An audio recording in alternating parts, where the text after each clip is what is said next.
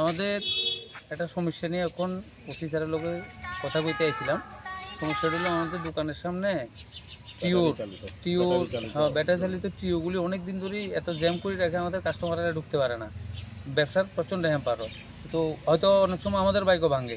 এই ওষুধের দোকানের পেশেন্ট পার্টিরা অটো ঢুকাইতে পারে না, রাস্তার উপরে রাখলে ফাইন করে, থানা কর্তৃপক্ষ থেকে ফাইন করবো। তো আমরা একটা মানে পার্মানেন্ট একটা সমাধান চাইতেছি আর কি, যাতে এ ধরনের তাদেরও যাতে ক্ষতি না হয়, আমাদেরও যাতে ক্ষতি না হয়, কারোর ক্ষতি করে যাতে কোনো ধরনের সমস্যাটা যাতে সৃষ্টি না হয়।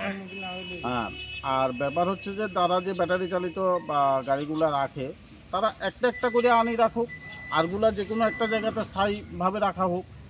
এরপরে যখন তাদের সিরিয়ালে আসার পরে একটা আসুক, ওটা প্যাসেঞ্জার নিয়ে যাবে, আরেকটা যেটা সিরিয়ালে থাকবে ওটা আসুক।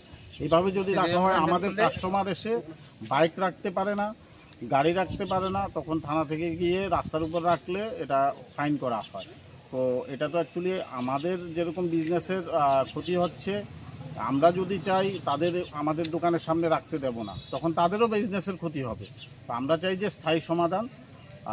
প্রশাসনের কাছে, কর্তৃপক্ষের কাছে আমাদের এটাই দাবি রাখছি, আহ্বান রাখছি। আর আমি ওসি স্যারের সাথে আমরা আন্তরিকভাবেই বলেছি, ওসি স্যার আশ্বাস দিয়েছেন যে এই ব্যাপারে স্থায়ী সমাধানের ব্যবস্থা করে দেবেন কিছু একটা।